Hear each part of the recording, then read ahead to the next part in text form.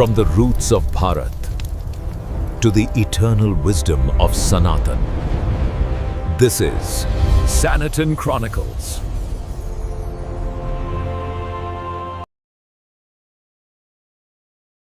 ప్రతి యుగంలోనూ కొందరు యోధులు చరిత్రపుటల్లో గొప్ప వీరులుగా మిగిలిపోతారు, కాని మరికొందరు ఒక శాపంగా మారిపోతారు. ఈనాటి మన విశ్లేషణలోకి స్వాగతం. ఈరోజు మనం మహాభారతంలోనే అత్యంత భయంకరమైన, అదే సమయంలో ఎంతో విషాదకరమైన ఒక యోధుని కథను లోతుగా అర్థం చేసుకోబోతున్నాం. బహుశా అతనికి మరణం లేదు, కాని బ్రతికున్నాడు అని కూడా చెప్పలేం. అతను ఈ భూమిపై యుగాంతం వరకు అలా శాశ్వతంగా తిరుగుతూనే ఉండేలా శపించబడ్డాడు. ఒకసారి ఈ మాటలు ఎంత లోతైనవో ఆలోచించండి.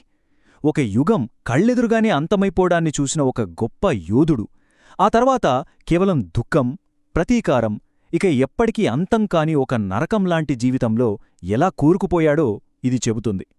ఆ యోధుడే అశ్వత్థామ. నిజానికి ఇది కేవలం ఒక యుద్ధవీరుని కథ మాత్రమే కాదు, ఇది అంతులేని ఒక మానసిక సంఘర్షణ. అసలు ఈ కథ ఎక్కడ మొదలైంది?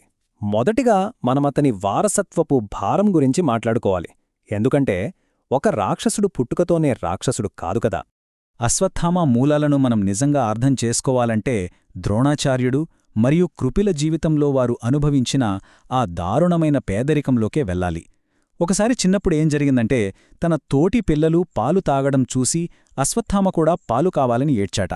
కాని పాలు కొనే స్థోమత కూడా ఆ కుటుంబానికి లేదు. అప్పుడు ఆ తల్లి చేసేది లేక నీళ్లలో పిండి కలిపి ఇచ్చింది. ఆ పసివాడు అవే పాలు అనుకుని ఎంతో ఆనందంగా తాగాడు. ఈ చిన్న సంఘటన ద్రోణుడి మనసును ముక్కలు చేసింది. ఆ క్షణంలోనే తన కొడుకు కోసం ఏమైనా సాధించాలనే ఒక మొండి పట్టుదలకు మరియు అశ్వత్థామ జీవితాంతం మోయాల్సిన అంచనాల భారానికి పునాది పడింది. ఆ తర్వాత ద్రోణుడి ప్రేమ నెమ్మదిగా ఎలా మారిందంటే, అది అశ్వత్థామపై ఒక భయంకరమైన మానసిక ఒత్తిడిగా తయారైంది. ఒకవైపు అర్జునుడు ఎంతో ప్రశాంతంగా క్రమశిక్షణతో గురువుగారి అభిమానాన్ని పొందుతున్నాడు. మరోవైపు అశ్వత్థామ, అతనిలో కేవలం అభద్రతాభావం మరియు భారం. ద్రోణుడు అర్జునుడి ప్రతిభను అందరి ముందు బహిరంగంగా మెచ్చుకోవటం అశ్వత్థామలో ఒక నిశ్శబ్దమైన అసూయను రగిల్చింది. తన తండ్రికి తగ్గ కొడుకుగా ఎప్పటికైనా నిరూపించుకోవాలనే ఆ ఆరాటం అతన్ని మానసికంగా తీవ్రంగా అస్థిరపరిచింది. ఇప్పుడు మన ప్రయాణంలో రెండవ ఘట్టం, ఛిద్రమైన యోధుడు. అశ్వత్థామ యుద్ధభూమిలో ఒక మహాశివుని అంశలా విరుచుకుబడేవాడు. అపారమైన శక్తి అతని సొంతం. కాని ఆ భయంకరమైన శక్తి వెనుక అదుపులేని, ముక్కలైపోయిన ఒక భావోద్వేగ స్థితి దాగి ఉందన్నది చాలా తక్కువ మందికి మాత్రమే తెలుసు. కురుక్షేత్ర యుద్ధంలో ద్రోణుని పతనం గురించి మనం మాట్లాడుకుంటే, ఇది మహాభారతంలోనే అత్యంత చీకటి ఘట్టాలలో ఒకటిగా చెప్పుకోవచ్చు. ద్రోణుణ్ణి నేరుగా ఓడించడం ఎవరితరమూ కాదని గ్రహించిన కృష్ణుడు ఒక వ్యూహం పన్నాడు. అదే ఆ ఏనుగు ఉపాయం. అశ్వత్థామ అనే పేరున్న ఒక ఏనుగును చంపి స్వయంగా ధర్మరాజుచేత అశ్వత్థామ మరణించాడు అని చెప్పించాడు. తన ప్రాణానికి ప్రాణమైన కొడుకు చనిపోయాడని విన్న ద్రోణుడు అప్పటికప్పుడే పూర్తిగా కుంగిపోయాడు. తన ఆయుధాలను కిందపడేసి యుద్ధభూమిలో ధ్యానంలో కూర్చుండిపోయాడు. సరిగ్గా అదే క్షణంలో ధృష్టద్యుమ్నుడు ద్రోణుడిని వధించాడు.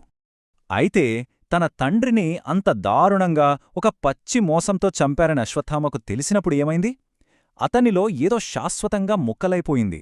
అప్పటివరకు అతనిలో ఉన్న కొద్దిపాటి ధర్మం, సహనం అంతా పూర్తిగా చనిపోయాయి. ఆ క్షణంలో అతని దుఃఖం కేవలం బాధగా మిగిల్లేదు, అది సమస్తాన్ని దహించివేసే ఒక ఆపలేని ప్రళయంగా మారిపోయింది. ఆ ప్రళయంలాంటి శోకమే మనమిప్పుడు మాట్లాడుకోబోయే ఈ మూడవ ఘట్టానికి దారితీసింది. అదే క్షమించరాని పాపం. ఆ క్షణం నుండి అశ్వత్థామ గౌరవం, ధర్మం, యుద్ధనియమాలు వీటన్నింటినీ గాలికొదిలేశాడు. అతని కళ్లల్లో కేవలం ఒక గుడ్డి ప్రతీకారం మాత్రమే మిగిలింది. ఆ రాత్రి జరిగిందసలొక యుద్ధమే కాదు, అదొక మారణ హోమం. చీకటి పడిన తర్వాత నిద్రపోతున్న పాండవ సైన్యంపై అశ్వత్థామ దాడి చేశాడు. అత్యంత నిస్సహాయ స్థితిలో ఉన్న వారిని, ముఖ్యంగా ద్రౌపది 5 కుమారులను నిర్దాక్షిణ్యంగా వధించాడు. ఇది పగతో రగిలిపోతున్న ఒక వ్యక్తి తనలోని మానవత్వాన్ని పూర్తిగా కోల్పోయిన క్షణం. నిజం చెప్పాలంటే కురుక్షేత్రంలో అప్పటివరకు ఎన్నో మారణ హోమాలు చూసిన అత్యంత కఠినాత్ములైన యోధులు సైతం ఈ రాత్రి జరిగిన ఘోరాన్ని చూసి భయంతో వణికిపోయారు.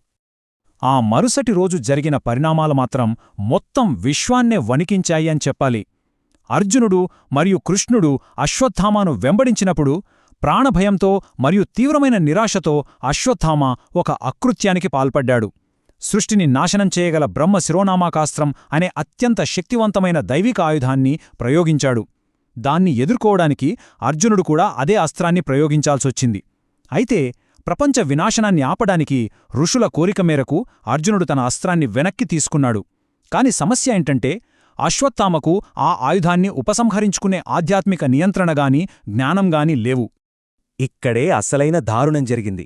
ఆ అస్త్రాన్ని వెనక్కి తీసుకోలేక, తన కోపాన్ని ఆపుకోలేక, పాండవుల వంశాన్ని పూర్తిగా నాశనం చెయ్యాలనే ఒక భయంకరమైన ఉద్దేశ్యంతో ఆ అస్త్రాన్ని ఉత్తర గర్భంలో పెరుగుతున్న అజాత శిశువుపైకి మళ్లించాడు.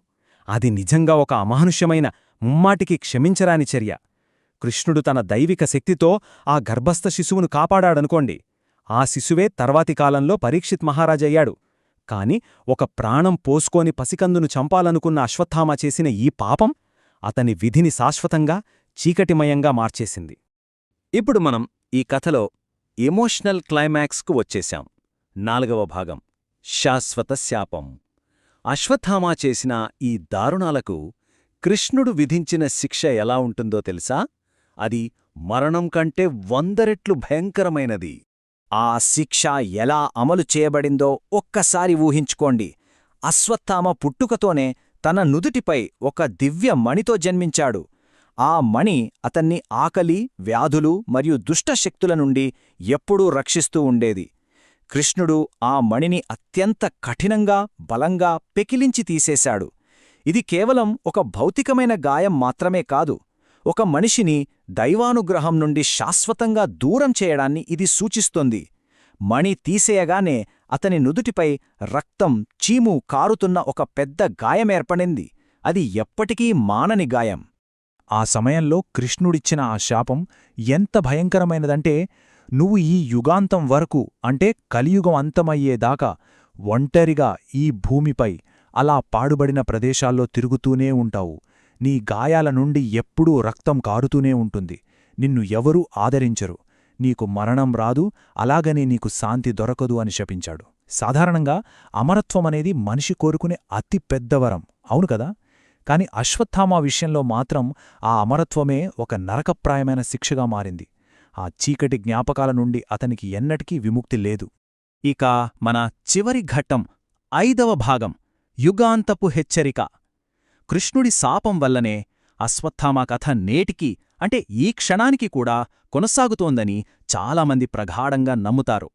అతను మన ప్రస్తుత యుగమైన ఈ కలియుగంలో ఒక నీడలా, మనందరికీ ఒక సజీవ హెచ్చరికలా మిగిలిపోయాడు. ఎప్పుడైనా మీకు ఈ ఆలోచన వచ్చిందా? ఒకవేళ అశ్వత్థామ నిజంగానే ఇంకా ఈ భూమిపై మన మధ్య ఎక్కడో తిరుగుతూ ఉంటే? భారతదేశంలోని ప్రాచీన అడవులలో, పాడుబడిన పురాతన దేవాలయాలలో ఇప్పటికీ ఒక ఎత్తైన, రహస్యమైన వ్యక్తి తిరుగుతున్నాడని కొన్ని వందల సంవత్సరాలుగా పుకార్లు వినిపిస్తూనే ఉన్నాయి. ఇది వింటుంటేనే లోపల ఎక్కడో ఒక భయంకరమైన ఉత్కంఠ మొదలవుతుంది గదూ. ఉదాహరణకు మధ్యప్రదేశ్లోని అసిర్గఢ్ కోట దగ్గర వినిపించే కథల్నే తీసుకుందాం. స్థానికులు చెప్పేదాని ప్రకారం ప్రతిరోజూ సూర్యోదయానికి ముందే ఒక రహస్యమైన వ్యక్తి అక్కడి శివాలయానికి వస్తుంటాడట. అతని నుదుటిపై ఎప్పుడూ పచ్చిరక్తం కారే గాయముంటుందని, అసహజంగా 7 అడుగులకు పైగా ఎత్తు ఉంటాడని, అతన్ని చూస్తే చుట్టుపక్కల వాతావరణమంతా తీవ్రమైన విషాదంతో, భయంతో నిండిపోతుందని వారు చెబుతుంటారు. వీటికి శాస్త్రీయ ఆధారాలు లేకపోయినా ఈ కథలు మాత్రం మనలో ఎప్పటికీ ఒక అంతుచిక్కని భయానక వాతావరణాన్ని సృష్టిస్తూనే ఉంటాయి. ఈ మొత్తం కథ నుండి మనం గ్రహించాల్సిన ఒకే ఒక ప్రధానమైన విషయమొకటుంది. అశ్వత్థామ పుట్టుకతోనే ఎవరూ భయపడే రాక్షసుడు కాదు. విపరీతమైన ఒత్తిడి, అసూయ, అన్నిటికీ మించి తండ్రి మరణమిచ్చిన ఆ తట్టుకోలేని దుఃఖం, ఇవన్నీ అతని చేత ఘోరమైన తప్పులు చేయించాయి. ఒక వ్యక్తికి ఎంతటి అపారమైన శక్తి ఉన్నా సరే, తన భావోద్వేగాల మీద కనీస నియంత్రణ లేకపోతే అది కేవలం విధ్వంసానికే దారితీస్తుందని ఈ కథ మనకు చాలా స్పష్టంగా నేర్పుతుంది. అర్జునుడిలా, కృష్ణుడిలా మనస్సును అదుపులో ఉంచుకోలేక అశ్వత్థామ తన కోపానికి తానే బానిసయ్యాడు. అందుకే అంటారు, మహాభారతమంటే కేవలం ఆయుధాలతో చేసిన యుద్ధం మాత్రమే కాదు, అది మనుష్యుల భావోద్వేగాల మధ్య జరిగిన ఒక మహాసంఘర్షణ. పగ సాధించడం వల్ల లోపలున్న ఏ బాధ తీరదు అని, అలాగే అమరత్వం అనేది ఎప్పుడూ ఒక దీవెన కాదు, అది ఒక తీరని నరకం కావచ్చు అని అశ్వత్థామ కథ వివరిస్తోంది. కొన్ని గాయాలు కాలంతో పాటు మానవు, అవి ఇతిహాసాలుగా మిగిలిపోతాయి. ఒకసారి ఈ వాక్యం వెనుకున్న ఆ భయంకరమైన చీకటి నిజాన్ని ఊహించుకోండి. అపారమైన శక్తికి, వివేకానికి మధ్య ఉన్న సన్నని గీతను మనం దాటినప్పుడు అసలు ఏమవుతుందో దానికి అశ్వత్థమే మన కళ్లముందున్న ఒక సజీవ సాక్ష్యం. ఈ భయంకరమైన వాస్తవం మీలో ఎలాంటి ఆలోచనలను రేకెట్టిస్తోంది? ఒకవేళ ఆ చీకటి రాత్రి అశ్వత్థామ తన కోపాన్ని అదుపు చేసుకోగలిగే ఉంటే ఈనాటి చరిత్ర ఎలా ఉండేది? ఈ చిక్కుముడిలాంటి ప్రశ్నతోనే ఈనాటి మన ప్రయాణాన్ని ముగిద్దాం. మళ్లీ మరొక ఆసక్తికరమైన అంశంతో కలుద్దాం.